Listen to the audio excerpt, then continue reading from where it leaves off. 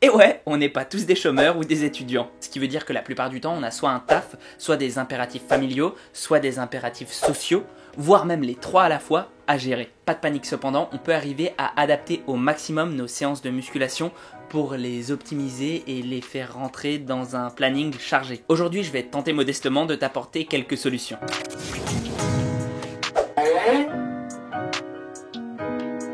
Avant de commencer, j'aimerais que tu t'enlèves de la tête une idée qui est pourtant tenace dans le monde de la musculation et des sports de force de façon générale. À savoir que le temps de récupération serait une variable très importante sur laquelle tu vas pouvoir jouer afin de faire des progrès. Je suis à peu près sûr que ça vient d'une confusion toute bête. En effet, garder les mêmes temps de récupération de séance en séance, ça pourra te permettre de savoir avec précision si jamais tu as progressé ou non. Dans ce cas précis, c'est indispensable de les contrôler. Mais ces séances de test ne devraient pas constituer la majorité de ton entraînement. Et je sais même pas d'ailleurs si elles doivent vraiment en faire partie. Après tout, il existe bien des méthodes pour savoir si tu as progressé ou non, ne serait-ce que les tests de répétition maximum par exemple, ou même la composition corporelle à un poids donné qui est mesurable en prenant des photos avant-après. Ce que je veux dire par là, c'est que ton temps de repos ne doit pas plus te préoccuper que ta progression sur d'autres facteurs beaucoup plus importants. Que ces temps soient plus courts ou plus longs, ça va pas jouer de façon primordiale sur ta prise de force ou ton anabolisme. Et si je dis de façon primordiale, c'est pour qu'on évite de me rétorquer « Oui, mais moi, ça fonctionne pour moi » ou alors « Oui, mais j'ai lu une étude qui dit que… »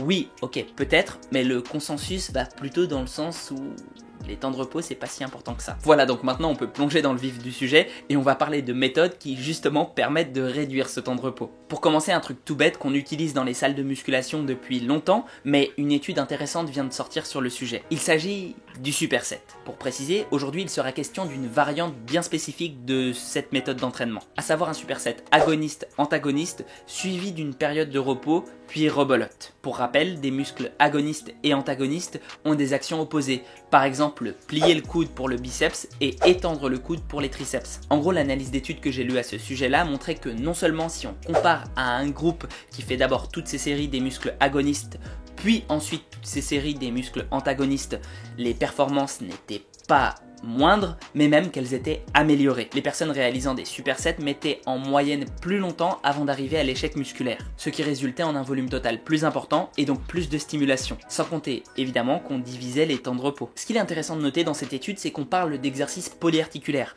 en l'occurrence le développé couché et le rowing, et donc pas uniquement comme d'habitude sur des petits muscles, mais bien des gros groupes bien balèzes. Alors qu'instinctivement on pourrait se dire que justement engager ces gros groupes, ça nous fatiguerait beaucoup plus et que nos performances derrière sur l'exercice opposé seraient moindres. Là où c'est très fort d'ailleurs, c'est que les performances sont gagnées dès le premier exercice superseté, donc pas le premier développé couché, mais le premier rowing. Car on aurait pu se dire que le gain de performance était relié à la récupération plus lente.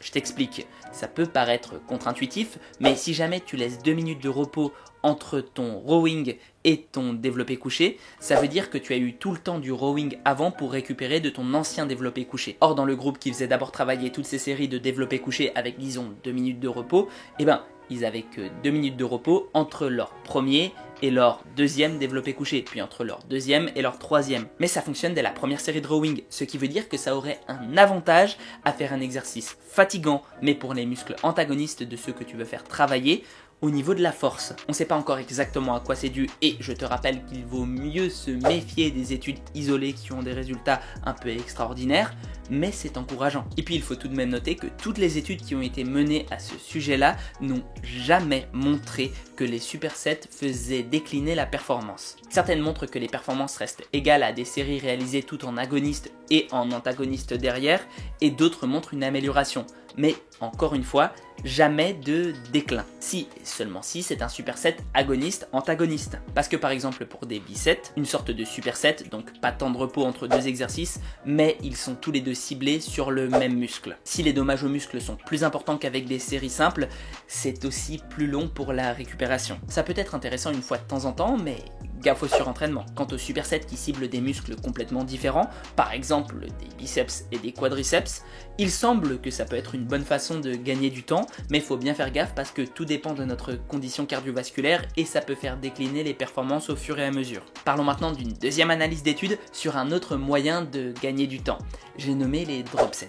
C'est une méthode fortement appréciée et mise en avant par Michael Gundil, qui consiste simplement à aller à l'échec musculaire sur un poids donné, Puis ensuite de prendre le même mouvement, mais de baisser le poids et d'aller encore chercher quelques répétitions pour arriver à un nouvel échec. Et on peut répéter l'opération jusqu'à ce qu'on n'en puisse plus. L'idée c'est de ne pas se reposer entre les différentes mini-séries. En l'occurrence dans l'étude à laquelle on s'intéresse aujourd'hui, il s'agissait de 5 fois à 80% de l'ARM, 65%, 50%, 40% et 30%. Un groupe appliquait ce protocole une fois face à un autre qui faisait 3 séries à 80% de façon classique. Bon, il y avait aussi un troisième groupe, mais il ne nous intéresse pas vraiment aujourd'hui, donc on va le squeezer. L'étude a été conduite sur 8 semaines pour voir la prise de muscle et de force à court terme. Elle a été conséquente dans les deux groupes, même si le groupe qui faisait ces séries de façon plus classique a eu des résultats très légèrement supérieurs.